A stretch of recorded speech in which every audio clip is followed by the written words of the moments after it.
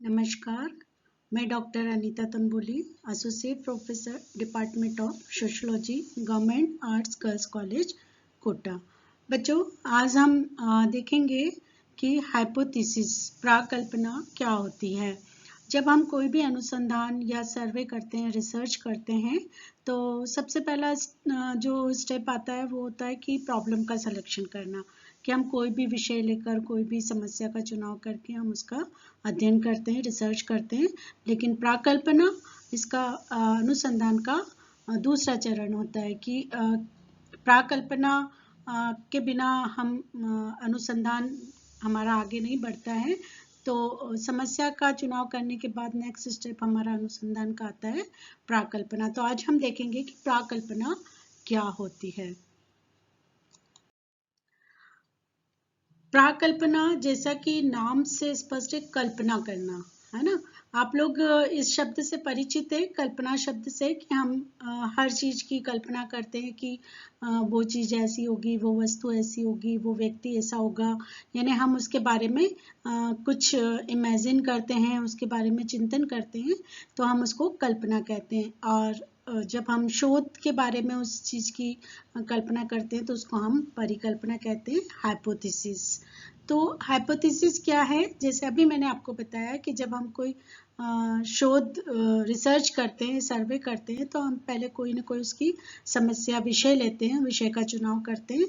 तो उस शोध समस्या का संभावित उत्तर जब हम अनुसंधान करते हैं और आगे बढ़ते हैं, अपने रिसर्च करते हैं, तो हम जो उसका रिजल्ट निकलेगा वो तो हम पूरे शोध के बाद हम देखेंगे कि उसका क्या रिजल्ट निकलता है ना। और लेकिन परिकल्पना क्या है कि हम पहले से एक अंदाजा लगा सकते हैं कि ये प्रॉब्लम है तो इसका ये संभावित उत्तर हो सकता है।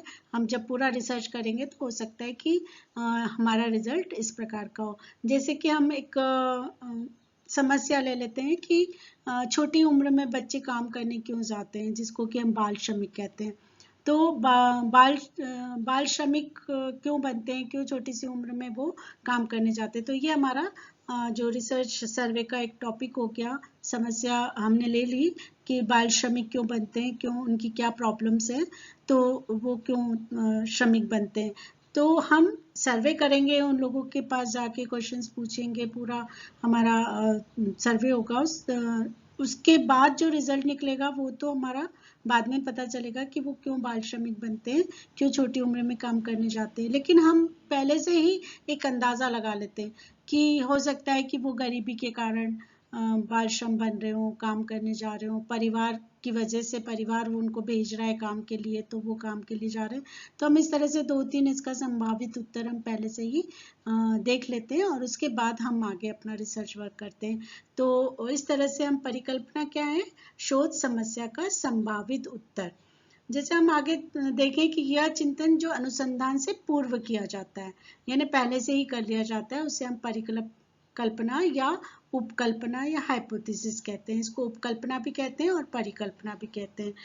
यह वैज्ञानिक मान्यता है कि परिकल्पना से ही अध्ययन शुरू होता है और उपकल्पना के ही साथ इसका समापन होता है।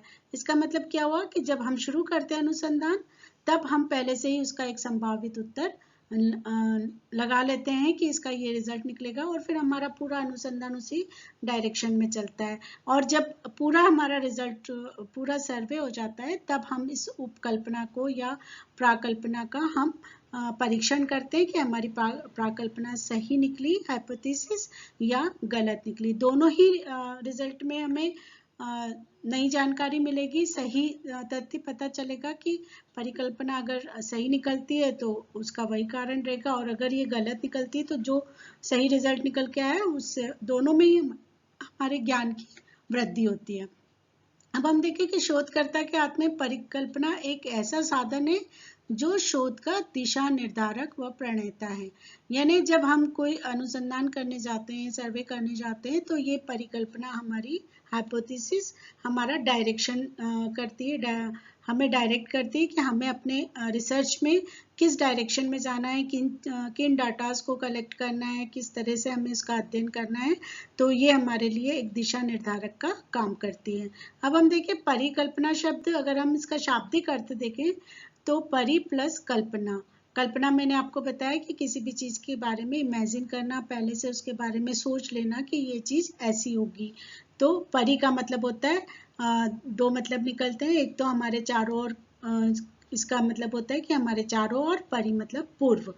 तो दो शब्दों से मिलकर बना है। परी का अर्थ है चारों ओर या पूर्व, और कल्पना का अर्थ है चिंतन करना, यानी हम पहले से ही किसी चीज के बारे में चिंतन करते हैं तो उसे हम परिकल्पना कहते हैं। तो इस प्रकार परिकल्पना से तात्पर्य किसी समस्या से संबंधित समस्त संभावित समाधान पर विचार करना, यानी किसी भी समस्या के बारे में, जो हमारा शोध की समस्या है उसके बारे में पहले से ही सारे हमारे संभावित समाधान हम पहले से ही सोच लेते हैं, उसके बारे में चिंतन कर लेते हैं कि इसका ये रिजल्ट निकल सकता है, तो उसे हम परिकल्पना कहते हैं। अगर हम परिभाषा देखें तो गुडेम हेड के अनुसार परिकल्पना इस बात का वर्णन करती है कि हम क्या देखना चाहते हैं। परिकल्पना भविष्य की ओर देखती है, यानी भविष्य में क्या होने वाला है, हमारे रिसर्च में क्या रिजल्ट निकलने वाला है वो हम पहले से ही देखते हैं। यह एक तर्कपूर्ण कथन है जिसकी वैधता की परीक्षा की जा सकती है। यह सही भी सिद्ध हो सकती है और गलत भी। जैसे अभी मैंने आपको बताया कि जब हम पहले से ही एक संभावित उत्तर निकाल लेते हैं और उसके बाद जब हम इसकी वैधता, इसकी रियलिटी, इसकी उसकी हम वैलिडिटी की देखते हैं हम कि ये जो हमारा कथन है, जो हमारा एक संभावित उत्तर है, उसकी हम परीक्षा करते हैं। हम देखते हैं कि हमारे रिजल्ट में क्या निकल के आया था और हमने क्या हाइपोथेसिस बनाई थी, हम उसका परीक्षण करते हैं और उस परीक्षण के बाद ये सही भी सिद्ध हो सकती है और गलत भी सिद्ध हो सकती है। जैसे मैंने अभी आपको बताया कि अगर हम बाल श्रमिकों का अध्ययन कर रहे हैं तो हमने ये हाइपोथेसिस बना ली कि बाल श्रमिक गरीबी के कारण वो काम करने जाते हैं, लेकिन जब अगर हम रिसर्च करते हैं और हमें ये रिजल्ट निकल के आता है कि वो गरीबी तो एक फैक्टर है ही, लेकिन उसके भी ज़्यादा बच्चे दूसरों को देखकर अपने भाई बहनों के साथ काम करने जाते हैं और उन्हें लगता है कि कुछ पॉकेट मनी हमें मिल जाए, और इस वजह से मैक्सिमम बच्चों ने हमें ये जवाब दिया, तो हम ये मानकर चलते हैं कि हमारी हाइपोथेसिस बाद में जाके गलत हो जाती है। या हम ये मान लेते हैं कि गरीबी के कारण वो काम करने बच्चे जाते हैं कि मैं भी कमाऊंगा तो परिवार का गुजारा हो जाएगा, और जब हम देखते हैं कि बच्चे ये कहते हैं कि वो काम करना नहीं चाहते, परिवार वाले जबरदस्ती उनको काम के लिए भेजते हैं। तो जब रिजल्ट हमारा निकल के आता है तो ये हमारी हाइपोथेसिस सही भी हो सकती है और गलत भी हो सकती है। इस तरह से कर्लिंगर जो है उनके अनुसार अगर हम परिभाषा देखें तो उपकल्पना दो या अधिक चल राशियों अथवा चरों के संबंधों का कथन है, यानी ये दो या दो से अधिक जो वेरिएबल्स हैं उनके बीच रिलेशंस देखता है। जैसे अभी मैंने आपको बताया कि जैसे बाल श्रमिक है और गरीबी है, तो ये हम इनके बीच में ये दोनों वेरिएबल्स हैं, तो बाल श्रमिक और गरीबी, पॉवर्टी, दोनों ये वेरिएबल्स हैं और हम इनके बीच में रिलेशन देखते हैं कि क्या गरीबी और बाल श्रमिक बनने के बीच में कोई संबंध है, कोई रिलेशन है। ये चीज हम अपने रिसर्च के दौरान देखते हैं। तो हाइपोथेसिस क्या है, दो या अधिक चल राशियों या चरों के बीच में संबंध है। जैसे हम ये देखें कि किसी जैसे ग्रुप ए के बच्चों में जो बुद्धि है, आईक्यू लेवल है बहुत ज़्यादा है और बी के बच्चों में कम है, और उसके आधार पर हम फिर देखते हैं कि क्या आईक्यू लेवल जो बुद्धि है उसको हम किस आधार पर उसको देखें कि वो उन बच्चों में सीखने की जो प्रोसेस है वो जल्दी होती है, समझ जल्दी होती है उनमें, वो जल्दी पिकअप करते हैं, कोई भी चीज़ों को पकड़ते हैं।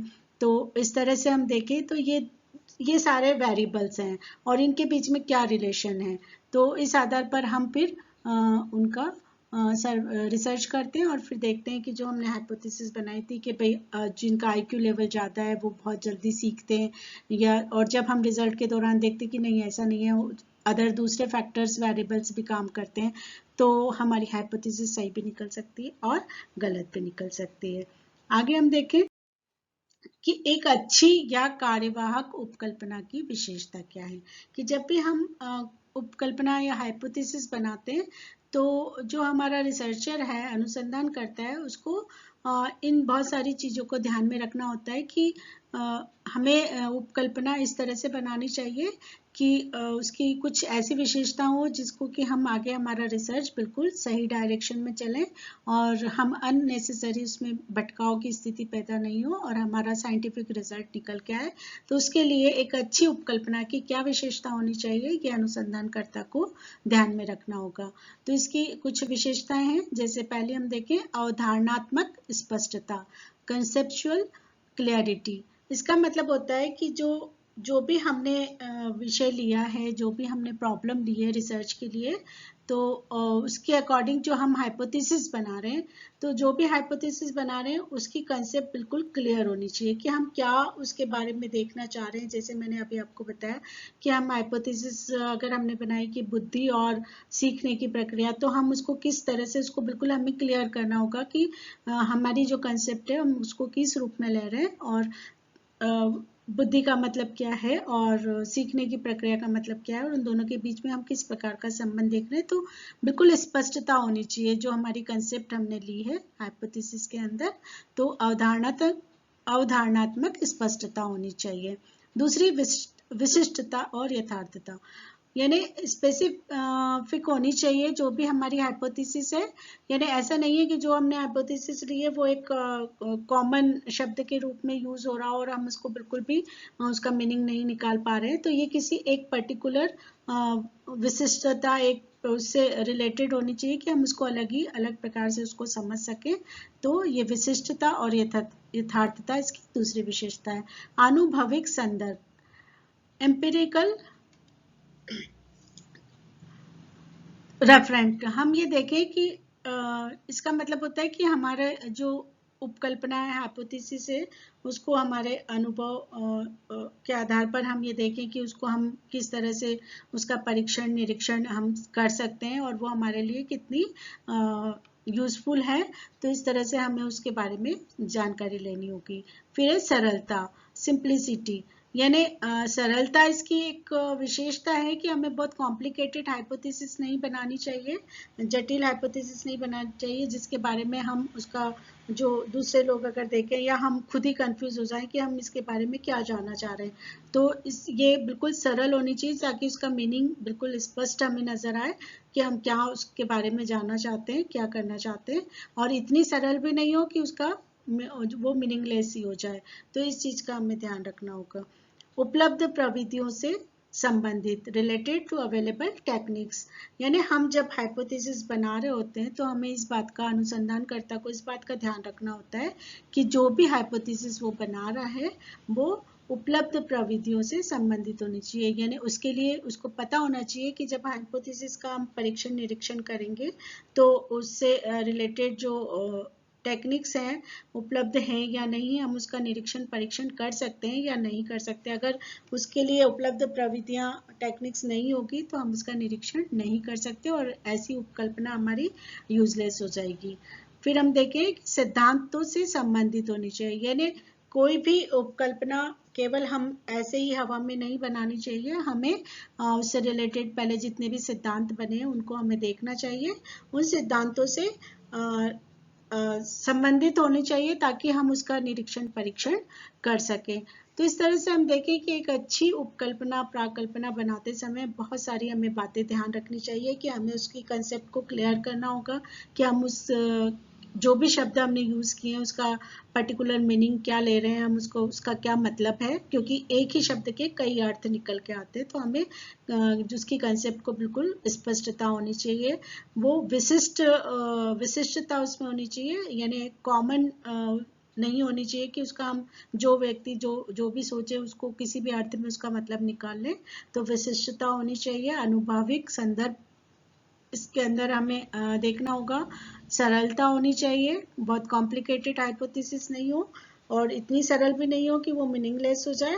और हमें इस चीज का भी ध्यान रखना है कि उपलब्ध प्रविधियों से संबंधित होनी चाहिए, यानी कि जब हम इसका निरीक्षण परीक्षण करें तो उसके लिए हमें कई टेक्निक्स हमें जो उसके लिए जरूरी है वो उपलब्ध हो, तभी हम उसका निरीक्षण परीक्षण कर सकते हैं। और सिद्धांत से संबंधित होनी चाहिए ताकि हम उसको और आगे उसको प्रूव कर सके कि हमारी जो हाइपोथेसिस है वो सही है और उसका हम निरीक्षण परीक्षण इजीली कर सकते हैं। तो इस तरह से हाइपोथेसिस क्या है? हाइपोथेसिस जो शोध समस्या है, जो हम जिसको लेकर चल रहे हैं उसके बारे में संभावित उत्तर, हम पहले से ही उसका अंदाजा लगा लेते हैं कि ये रिसर्च का ये रिजल्ट निकलेगा, और जब हम पूरा रिसर्च करते हैं तो उसके बाद हम इस हाइपोथेसिस को प्रूव करते हैं, उसका परीक्षण करते हैं कि ये हाइपोथेसिस सही है या गलत है। सही स्थिति में भी हमारे ज्ञान की प्राप्ति होती है, और गलत निकलती है तो जो सही चीज निकल के आई है तो भी हमारे ज्ञान की वृद्धि होती है। और इस तरह से यह हाइपोथेसिस हमें पूरे रिसर्च के दौरान एक डायरेक्शन प्रदान करती है, क्योंकि हम पहले से ही एक दिशा निर्देश हम देख लेते हैं कि हमें जो हमारा इस तरह का रिजल्ट निकल सकता है, तो हम उसी डायरेक्शन में चलते हैं और उसके अकॉर्डिंगली हम डाटा कलेक्शन करते हैं और उसका एनालिसिस करते जाते हैं। और तो हम अननेसेसरी बहुत सारी चीज़ों को कलेक्ट करने से, डाटा कलेक्ट करने से, और हमारा टाइम और समय की बचत हो जाती है, और इस तरह से हम बहुत सारी परेशानियों से बच जाते हैं। तो अनुसंधान का जो फर्स्ट स्टेप है वो है समस्या का चुनाव करना, और दूसरा स्टेप उपकल्पना का निर्माण करना। तो उपकल्पना से ही हमारा अनुसंधान शुरू होता है और उपकल्पना पे ही जाके खत्म होता है। तो इस तरह से हम देखें कि ये उपकल्पना जो है हमारा सेकंड चरण है। मैंने एक वीडियो आपको वैज्ञानिक पद्धति, साइंटिफिक मेथड वाला आपको शेयर किया है। उसमें आप देखेंगे कि सबसे पहला चरण हमारा होता है समस्या का चुनाव करना, और दूसरा होता है हाइपोथेसिस। अगले वीडियो में हम लोग डिस्कस करेंगे कि एक हाइपोथेसिस कितने प्रकार की होती है, और हाइपोथेसिस के निर्माण में, उसके फार्मूलेशन में, उसके सोर्स क्या है, उसको कैसे फार्मूलेशन किया जाता है, उपकल्पना कैसे बनाई जाती है, ये हम अगले वीडियो में देखेंगे। Thank you.